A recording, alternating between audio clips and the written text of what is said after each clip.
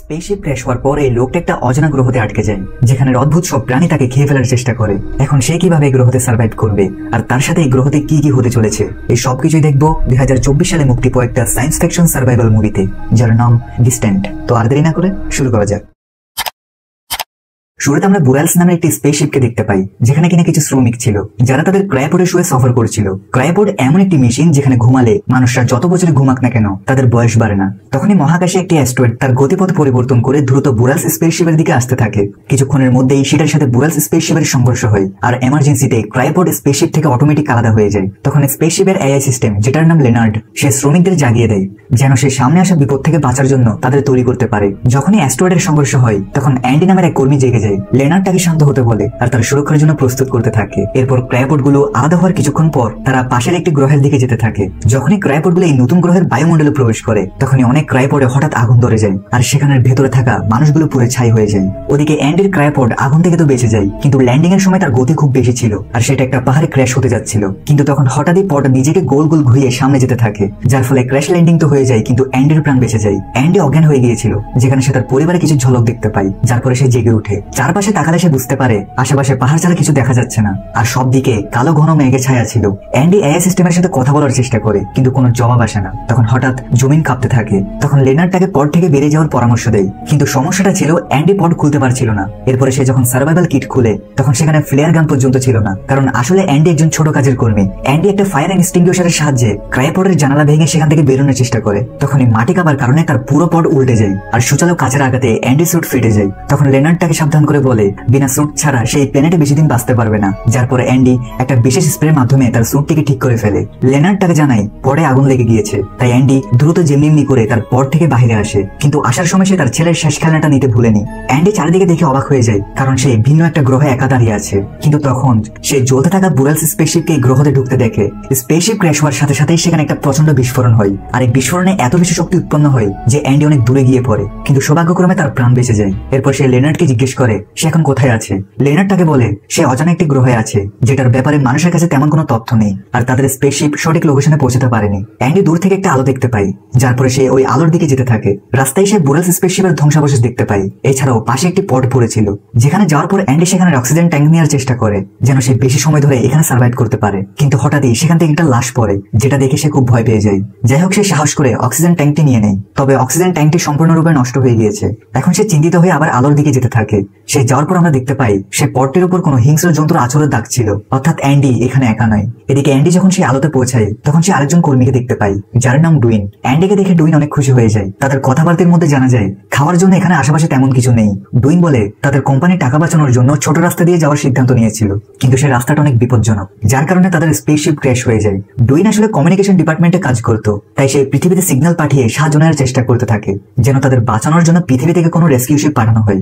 ডুইন বলে এই সিগন্যালটা পৃথিবীতে পৌঁছাতে 8 মাস সময় লাগবে, আর পৃথিবী থেকে যদি তারা সবচেয়ে দ্রুত গতির রেস্কিউ শিপ পাঠায় তাহলেও তাদের এখানে পৌঁছাতে 2 বছর সময় লাগবে। এখন ডুইন বলে তাদের এখন দক্ষিণ দিকে যেতে হবে যেন তারা বুরালস স্পেসশিপের বাকি ধ্বংসাবশেষগুলো পায়, আর যতক্ষণ তারা এই প্ল্যানেটে আটকে আছে ততক্ষণ তারা সেখানেই থাকবে। এখন এসব শুনতে অ্যান্ডি সাহস হারিয়ে ফেলে, কিন্তু ডুইন তাকে সাহস যোগায়। তখনই অ্যান্ডির পা লাগার কারণে ডুইনের সিস্টেমের একটি তার বের হয়ে যায়। যখনই অ্যান্ডি সেটাকে লাগানোর জন্য এদিক ঘুরে তখন হঠাৎই একটা হিংস্র জন্তু এক পলকেই ডুইনকে তুলে নিয়ে যায়। অ্যান্ডি এ ব্যাপারে জানে না। যাই হোক, সে পৃথিবীতে সিগন্যাল পাঠিয়ে দেয় আর ডুইনের বন্দুক নিয়ে বুরালসের দ্বিতীয় অংশ খোঁজার জন্য বেরিয়ে পড়ে। কিছু সময়ের মধ্যে তার অক্সিজেন ট্যাঙ্কে অক্সিজেন কমে আসছিল। এরপরেও অ্যান্ডি সামনে যেতে থাকে। তখনই হঠাৎ তার রেডিওতে একটা নতুন আওয়াজ আসে, যেটা নায়োমি নামের একটা মেয়ের ছিল। তার পা পটের নিচে আটকে গেছে, সাথে সে তাকে নিজের লোকেশন পাঠায়। তখনই লেনার্ড অ্যান্ডিকে সাবধান করে যে নায়োমি এখন যে এলাকায় আছে তার অনুযায়ী সেই জায়গাটা খুবই বিপজ্জনক, সেখানে ভালোভাবে কিছু দেখা যায় না, আর সেখানে পৌঁছাতে অ্যান্ডির সব অক্সিজেনও শেষ হয়ে যাবে। এরপর লেনার্ড অ্যান্ডিকে স্পেসশিপের বাকি অংশের কাছে যাওয়ার পরামর্শ দেয় যেন অ্যান্ডি আগে তার অক্সিজেন ট্যাঙ্ক পূরণ করতে পারে, কিন্তু নায়োমি তার থেকে সাহায্য চাইতে থাকে। তার পরের মধ্যে তাদের দুজনের জন্য অক্সিজেন রয়েছে, আর অ্যান্ডি তার কথাই বলে যায় আর সাহায্য করার জন্য রাজি হয়ে যায়। অ্যান্ডি সেই মেয়েটির লোকেশনে যেতে থাকে আর দুজন কথা বলতে থাকে।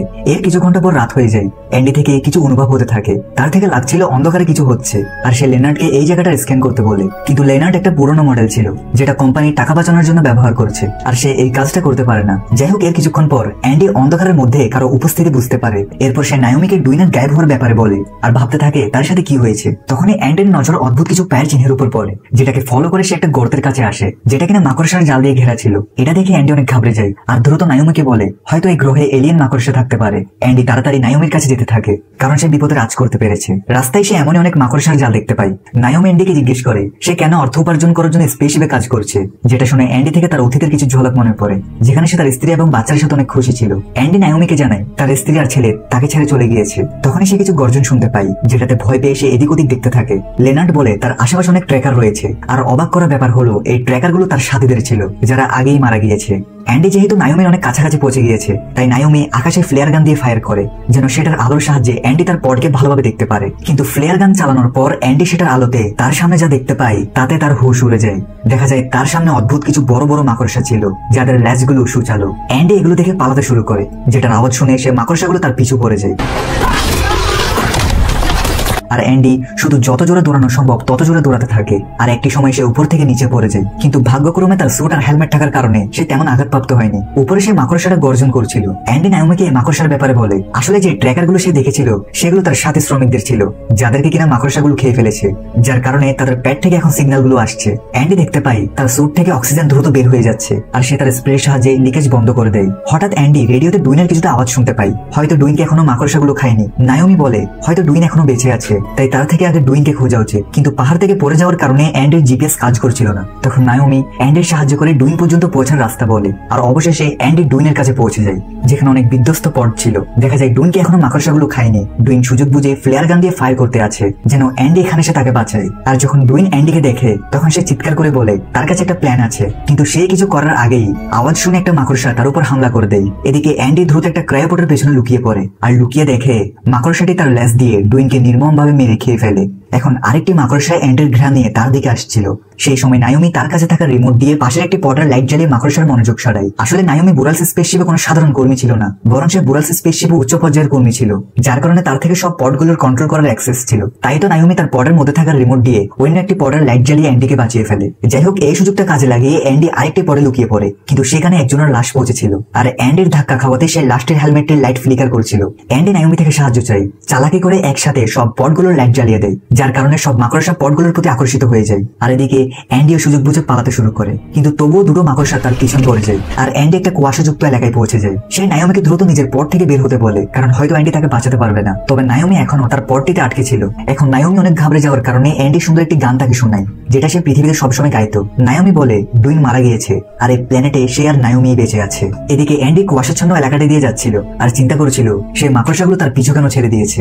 যাই হোক, তখনই সে সামনে অনেক বেগুনি রঙের সুন্দর জোনাকি পোকা দেখতে পায়, আর অ্যান্ডি এগুলো দেখে এক মুহূর্তের জন্য সেখানে থেমে যায়। কিন্তু হঠাৎই সেই সব জোনাকিগুলো রাগে লাল হয়ে যায়, আর তারা অ্যান্ডির উপর হামলা করে দেয়। অ্যান্ডি কোনোভাবে সেখান থেকে বেরিয়ে পড়ে। নায়োমি বলে হতে পারে মাকড়সাগুলো জোনাকিগুলো থেকে ভয় পায়, তাই সে এখানে আসার কারণে তারা তার পিছু ছেড়ে দিয়েছে। তারা কথা বলার সময় মাটি থেকে বিশাল এক প্রাণীর মুখ বের হয়ে আসে, আর সেটা একবারেই অ্যান্ডিকে গিলে ফেলে। অ্যান্ডি বুঝতে পারে সে এখানেই শেষ।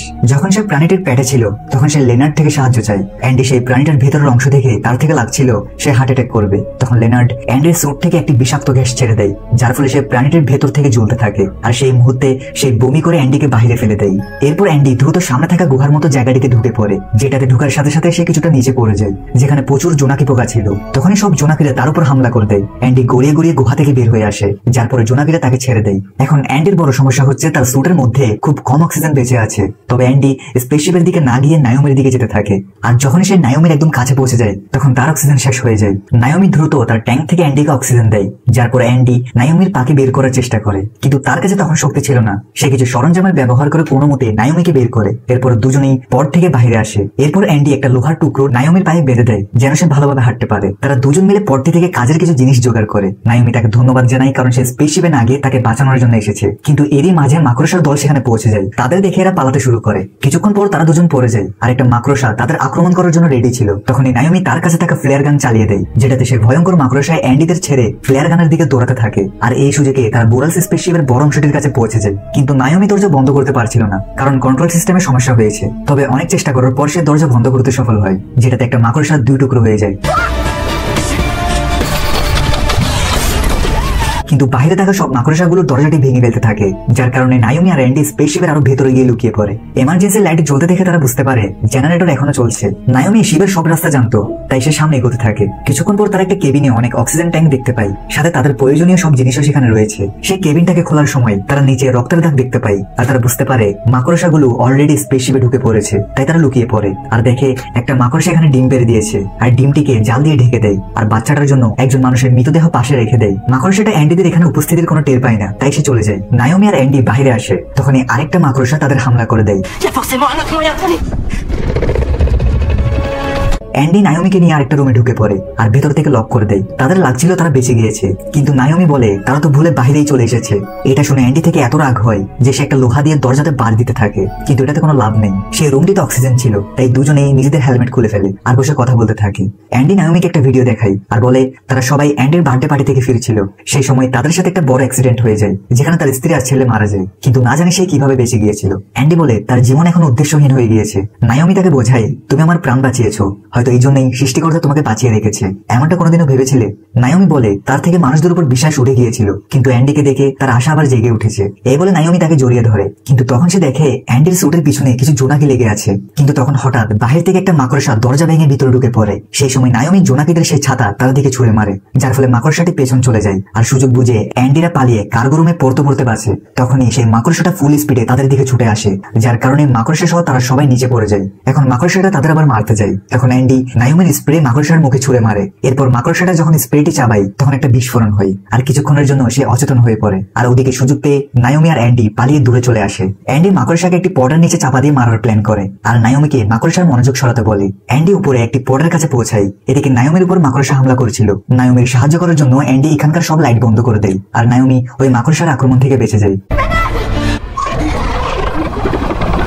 এরপর নায়োমি কিছু এমার্জেন্সি লাইট জ্বালিয়ে মাকড়সাকে আকর্ষিত করে, আর এদিকে অ্যান্ডি পডকে সরানোর চেষ্টা করছিল। তখন লেনার্ড তাকে বলে সে কিছুক্ষণ আগে এখানকার বিদ্যুৎ বিচ্ছিন্ন করেছে, এখন আবার বিদ্যুৎ ফিরিয়ে আনার জন্য 15 মিনিট সময় লাগবে।